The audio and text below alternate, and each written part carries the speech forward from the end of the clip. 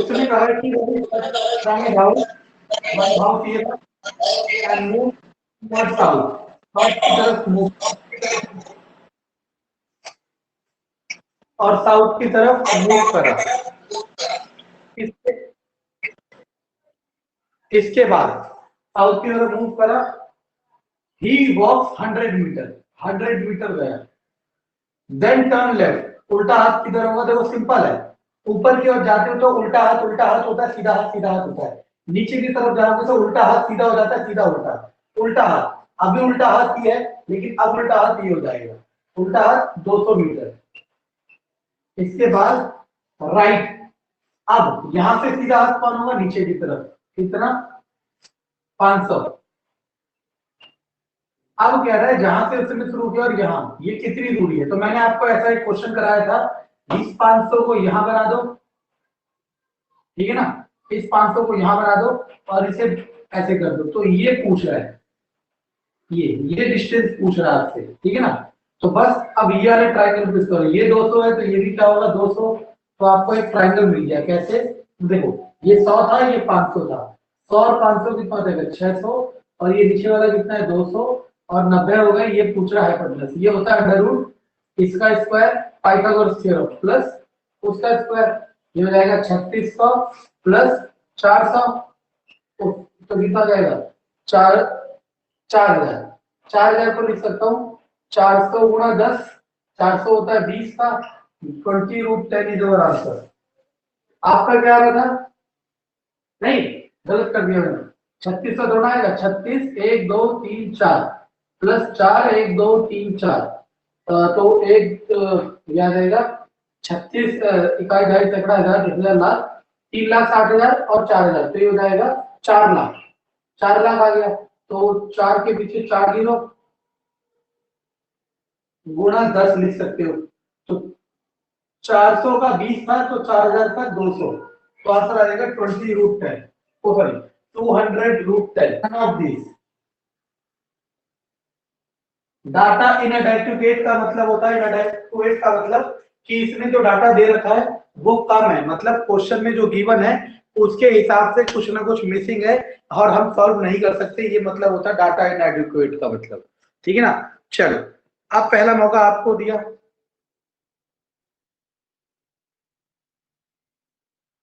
चलो देखो, मैंने कैसे बताया था? मैंने बताया था सबसे पहले आप ये देखोगे कि टोटल कितने? 49। लेफ्ट से पोजीशन हरीश की कितनी है? 27। और राइट से कितनी है? तो जो भी है महेश, उसकी है 27। अब मैंने कहा था लेफ्ट और राइट वाले को ऐड करोगे, अगर ये वैल्यू इससे बड़ी है, मतलब टोटल अगर छोटा है लेफ्ट प्लस राइट से, टोटल अगर छोटा है लेफ्ट प्लस राइट से, तो ये ओवरलैप का केस होगा।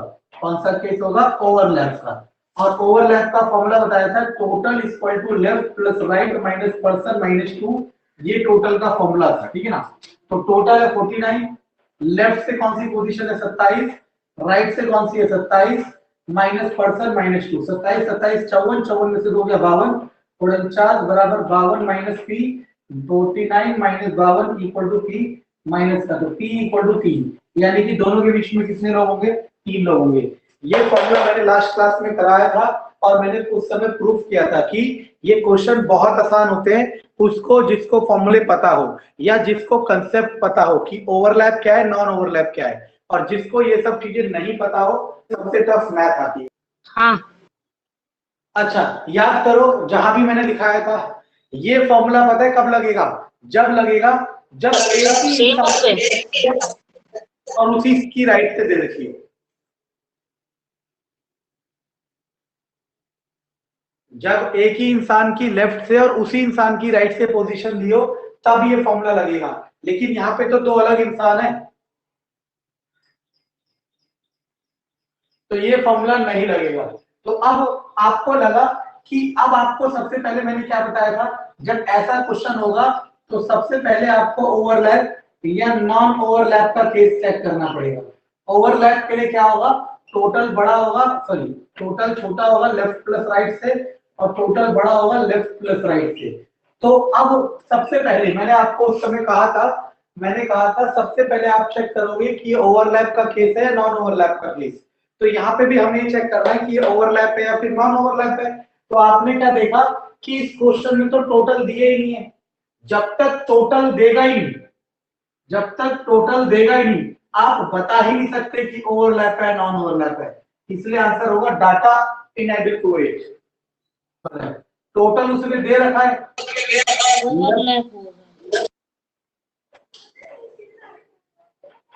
अब देखो इन दोनों को जोड़ा 34, यानी कि लेफ्ट प्लस राइट बड़ा आ रहा है टोटल से, और जब ये बड़ा आता है टोटल से तो ओवरलैप का केस होता है। और ओवरलैप के केस के लिए total equal to left plus right minus person minus 2 ये फॉर्मूला होता है।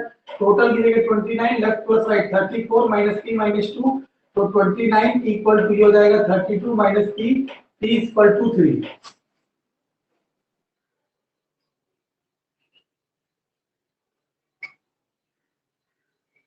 चलो देखो कैसे करना है।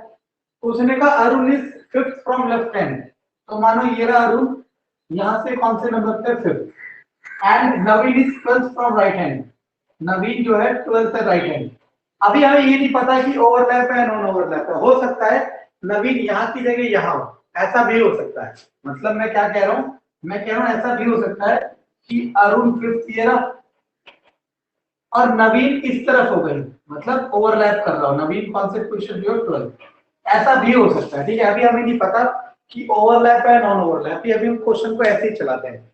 If Naveen shifted 3 place toward Arun, मतलब नवीन को 3 प्लेस चलाओ, 1 प्लेस 2 प्लेस 3 प्लेस। अब नवीन यहां आ गया, मैं इसे एन डैश कर देता हूं, मतलब नवीन की नई पोजीशन। नवीन को 3 प्लेस अरुण की तरफ चलाओ, he become 10th from left. तो अब ये यहां से नवीन का जो नया पोजीशन है यहां से 10th बन गया। अब थोड़ा दिमाग लगाना होगा, अगर इसी को यहां से करता हूं कि नवीन अरुण की तरफ 3 प्लेस किया, ओवरलैप का होता 1 2 3, यहां आ जाता नवीन डैश।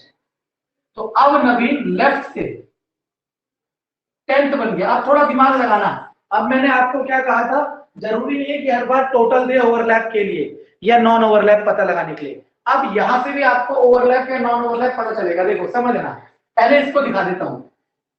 देखो यहां से देखा जाए, यहां से देखा जाए तो अरुण कौन से नंबर पे था, 5वें पे, देखते हैं ना, अरुण कौन से नंबर पे था, 5वें पे। अब यहीं से नवीन कौन से नंबर पे आ जाएगा, उसने क्या रखा है, नवीन कौन से नंबर पे आ गया, 10वें पे। अब आप दिमाग लगाना थोड़ा सा, मान लो यहां खड़ी है कविता, यहां खड़ी है दीप्ति जी, और यहां से कविता है 5वें नंबर पे और दीप्ति जी है 10वें नंबर पे, क्या ऐसा हो सकता है?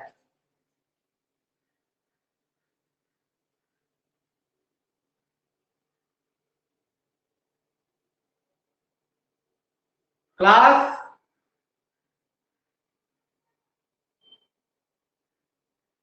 क्लास कैसा हो सकता है?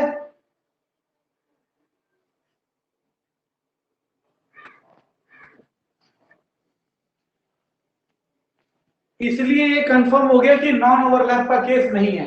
तो मैंने आपको कहा था कई क्वेश्चन में बिना टोटल नंबर दिए ओवरलैप या नॉन ओवरलैप पता चलेगा। अब आगे कितने बच्चे थे उसमें, अब दिमाग लगाना, अब दिमाग लगाना, देखो बच्चे कितने थे, यानी कि ये तो समझ आ गया नॉन ओवरलैप का केस है। और नॉन ओवरलैप के केस में हम क्या करते हैं, total is equal to left plus right plus person minus 2। Non overlap के केस में हम क्या करते हैं, left plus right plus person minus 2 ये करते हैं नॉन ओवरलैप के केस में।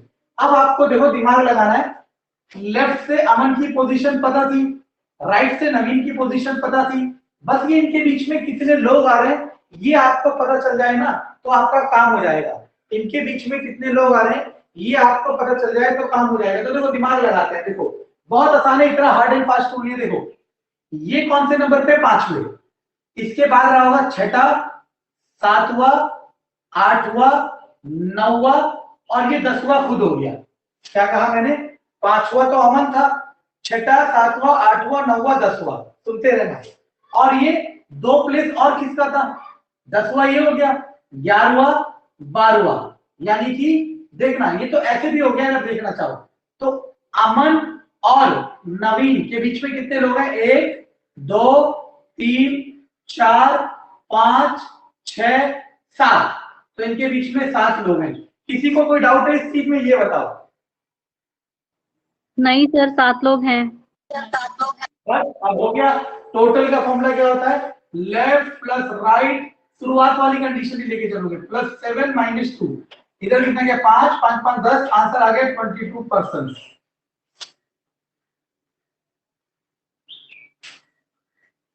ये रीजनिंग के क्वेश्चन बैंक पीओ के क्वेश्चन है। बैंक में प्रोफेशनल ऑफिसर होता है पीओ। बैंकिंग के एग्जाम में रीजनिंग सबसे टफ आती है और एसएससी के एग्जाम में मैथ सबसे टफ आती है। मैथ का मेरा लेवल तो सबसे अल्टीमेट है और रीजनिंग के लिए मैं बैंकिंग के सेक्टर की रीजनिंग के क्वेश्चन उठा रहा हूं ताकि आप लोगों के क्वेश्चन कभी भी गलत ना हो, ठीक है ना। बाकी आपके ऊपर है। आपके पेपर में मेरी गारंटी है, अगर रैंकिंग का ऑर्डर ये क्वेश्चन आया इस तरह का तो बहुत सिंपल क्वेश्चन आएगा और वो क्वेश्चन 99% चांस होंगे ओवरलैप या नॉन ओवरलैप पे बेस्ड होगा। या तो टोटल नंबर ऑफ पर्सन पूछेगा और बीच के लोग देगा, या फिर बीच के लोग देगा टोटल पूछेगा। ऐसे दो ही क्वेश्चन बन पाएंगे और कोई क्वेश्चन नहीं देखा मैंने, ना ही एसएससी में, ना ही DSSB में, ना ही किसी भी बैंकिंग छोड़ के एग्जाम में, ठीक है ना। क्वेश्चन दे रखा है वो अधूरी दे रखी है, उसमें कुछ ना कुछ कमी है, ठीक है ना। तो बैंकिंग के क्वेश्चन में डाटा इनएडिक्वेट ऑप्शन जरूर डालता है, क्यों? क्योंकि वो आपका आंसर ही नहीं, आपका कॉन्फिडेंस भी देखना चाहता है। क्योंकि आंसर तो टिक करना बहुत आसान होता है, ये टिक करना बहुत मुश्किल होता है कि क्वेश्चन गलत है कि सही है, ठीक है ना। चलो पहला मौका आपको।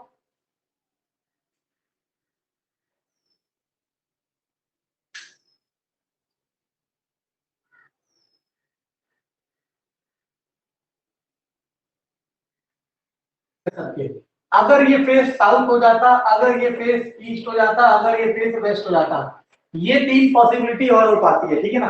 तो मैं तो कराऊंगा ही क्वेश्चन, लेकिन आप जब रैंकिंग के क्वेश्चन करो तो अगर ऐसा कोई क्वेश्चन दिखे जिसमें फेसिंग नॉर्थ के अलावा कुछ और हो तो जरूर कोशिश करना, और गलत होगा फिर मैं बताऊंगा, ठीक है ना। मान लिया नॉर्थ की तरफ फेसिंग है, उसने दे रखा है Sudhanshu is plus from west, ये रहा सुधांशु, ये 12वें नंबर पे है, कहां से, लेफ्ट से।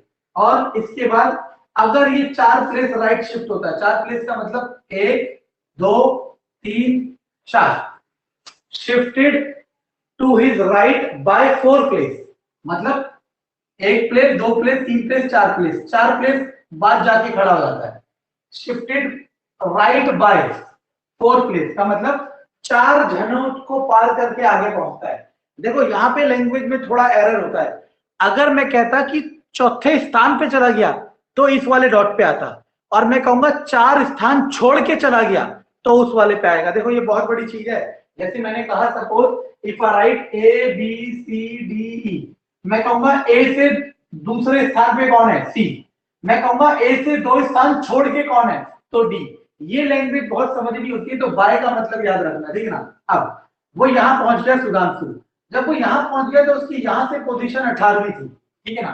तो अब आपको देखना है कि टोटल कितने, टोटल का 2 केस होता है, ओवरलैप या नॉन ओवरलैप। अब मैंने कहा था जब तक आपको ओवरलैप या नॉन ओवरलैप ना पता हो आप क्वेश्चन सॉल्व नहीं कर सकते, नो डाउट। लेकिन मैंने आपको क्या कहा कि कई क्वेश्चन इस तरीके से बनाए जाएंगे कि उसमें टोटल नहीं देगा फिर भी आप बता सकते हो ओवरलैप है नॉन ओवरलैप है। पहला मौका मैंने आप दोनों को दिया, आप बता सकते हो ये ओवरलैप है नॉन ओवरलैप।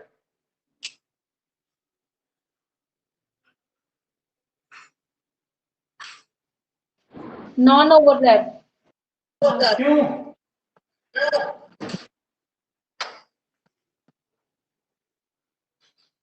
क्योंकि इसमें कोई दूसरा पर्सन ही नहीं है और वो 12th है, 10th 12th पोजीशन है, वो 18th पोजीशन लेफ्ट राइट से है। ओके आपका आंसर सही है, लेकिन देखो इसका रीजन समझो।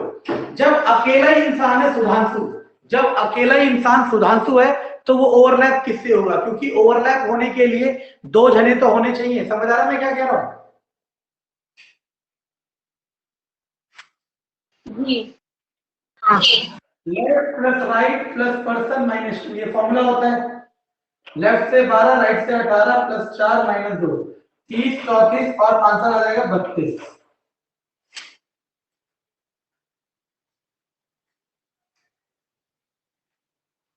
किसी को कोई डाउट?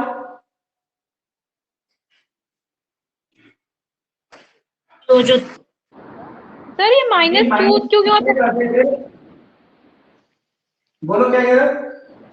-2 क्यों किया? पहले में 2 जन थे किया, इस बार तो सुधांशु अकेला था, तो -2 क्यों किया? सॉरी सॉरी सॉरी, ठीक है, सही पकड़ा आपने, ठीक है ना। जब अकेला जना है तो एक ही माइनस होगा, क्यों? क्योंकि वही 2 बार आ रहा है, ठीक है।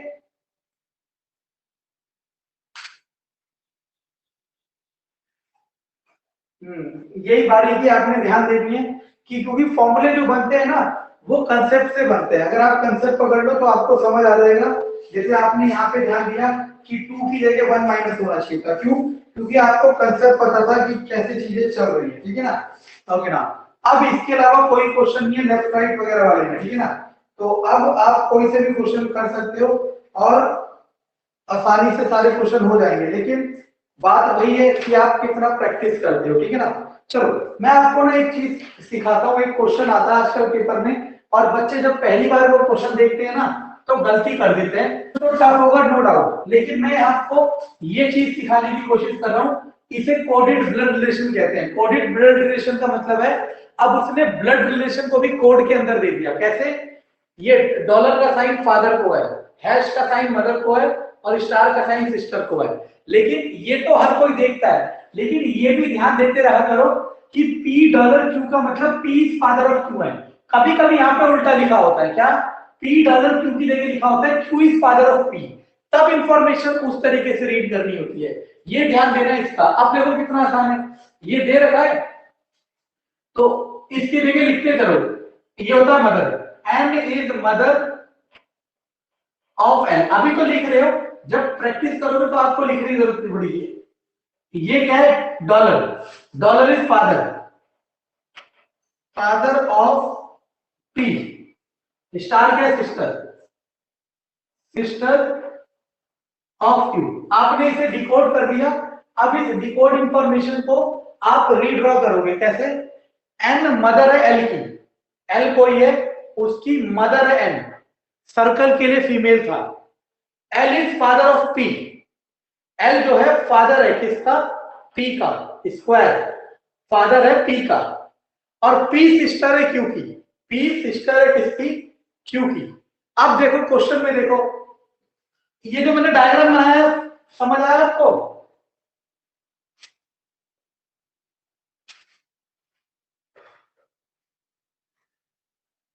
क्लास ये डायग्राम समझ आया किसी को? हाँ। अब देखो, उसने कहा था क्यू का क्या रिलेशन होगा एल से।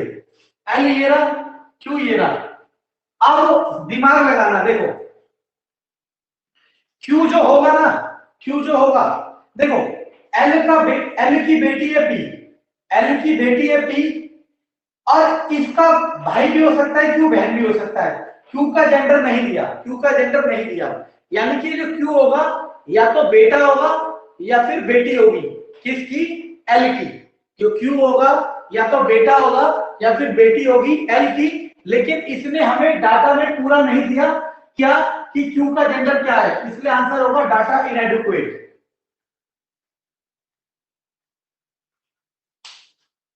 तो हाँ। दिखती है आपको? जी। चलो, अब अगर ये क्वेश्चन आपने समझ लिया तो इसके अलावा ब्लड रिलेशन में इससे ज्यादा वैरायटी नहीं हो सकती, ठीक है ना। देखो, हालांकि ये क्वेश्चन बैंकिंग में आया हुआ क्वेश्चन है इसलिए थोड़ा टफ है, लेकिन जब हम सीख रहे हैं तो टफ क्या आसान क्या तब हम सीख रहे हैं। तो देखो, प्लस का मतलब मदर, गुणा का मतलब फादर, माइनस का मतलब ब्रदर, भाग का मतलब वाइफ। लेकिन इस वाली इंफॉर्मेशन को देखो, पी पहले लिखा है क्यू बाद में, लेकिन यहाँ पे उल्टा चल रहा है। तो ये भी ध्यान रखना होता है आपको। इसको पी डिवाइड क्यू को क्या पढ़ेंगे? क्यू वाइफ है पी की, क्यू वाइफ है पी की। अब देखते रहना। अब कह रहे हैं कौन सा रिलेशन है जो ये बता रहा है G is paternal uncle. Paternal uncle को चाचा या ताऊ कह लो, चाचा या फिर ताऊ मतलब पापा के भाई, पापा के भाई। अब सुनना मैं क्या कह रहा हूं। आपके पास पेपर में इस तरह का क्वेश्चन कभी नहीं आएगा जिसमें ऑप्शन देके रिलेशन पूछेगा। आपके पास क्वेश्चन आएगा ये देगा और रिलेशन पूछेगा, यहाँ रिलेशन देके ऑप्शन पूछ रहा है। लेकिन हम सीख रहे हैं, कोई बात नहीं। चलो पहले वाले को चेक करते हैं। देखो, जी इज ब्रदर, देखो करते कैसे हैं, पहले यहां लिख देते हैं, प्लस का मतलब मदर, गुणा का मतलब फादर, भाग का मतलब ब्रदर, डिवाइड का मतलब वाइफ, और वाइफ के ऊपर मैं बार लगा देता हूं। बार का मतलब है मैं याद रखूंगा ये उल्टा चल रहा है, ठीक है। चलो जी माइनस एम, माइनस मतलब ब्रदर, यानी कि जी जो है ब्रदर है किसका, एम का। इसके बाद एम भाग टी, एम जो है भाग टी, अगर उल्टा हो गया एम भाग टी का मतलब होगा T is wife of M. ये बात क्लियर है आपको?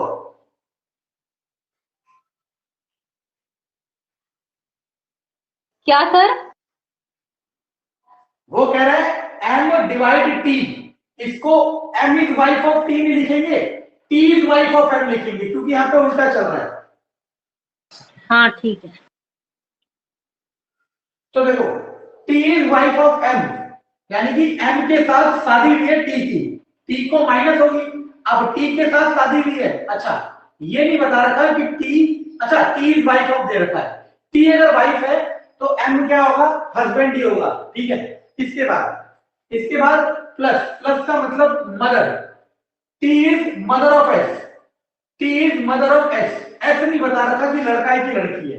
अब क्वेश्चन ये था कि जी जो होना चाहिए चाचा या ताऊ होना चाहिए एस का, एस का चाचा या ताऊ होना चाहिए जी। तो देखो अगर मान लो ये मेरे मम्मी पापा है तो जी मेरा क्या लगेगा, चाचा या ताऊ लगेगा। क्यों? क्योंकि वो मेरे पापा का क्या है, भाई है। तो इत्तेफाक से हमारा पहला ऑप्शन ही आंसर आ गया।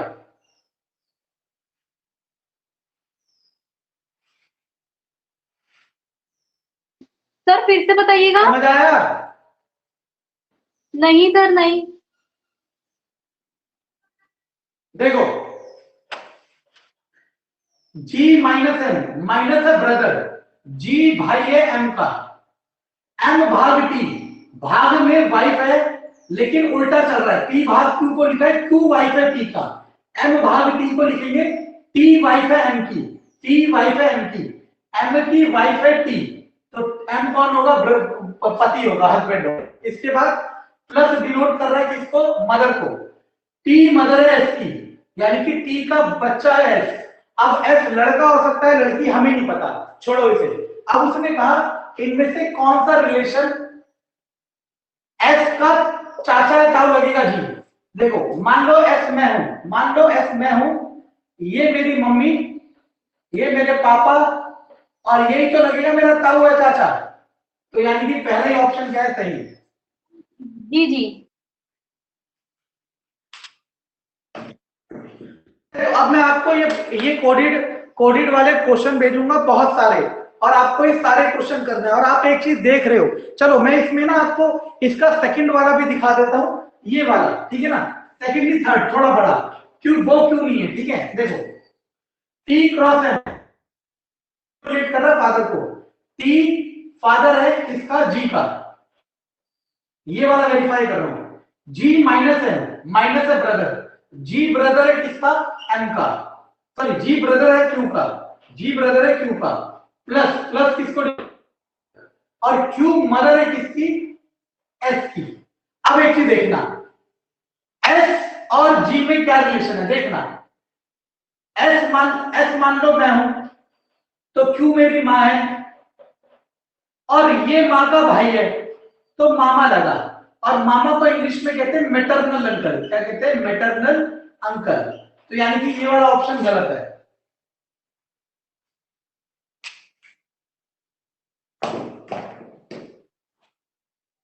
समझ आया क्या कह रहा हूं? जी सर। हाँ। अगर करेक्शन पाना है तो आपको बहुत अच्छा होना पड़ेगा अपने सब्जेक्ट्स में, हर सब्जेक्ट्स में। जैसे ब्लड रिलेशन में दो तीन टाइप के क्वेश्चन आते हैं, एक तो वो वाला तस्वीर की ओर देखते हुए,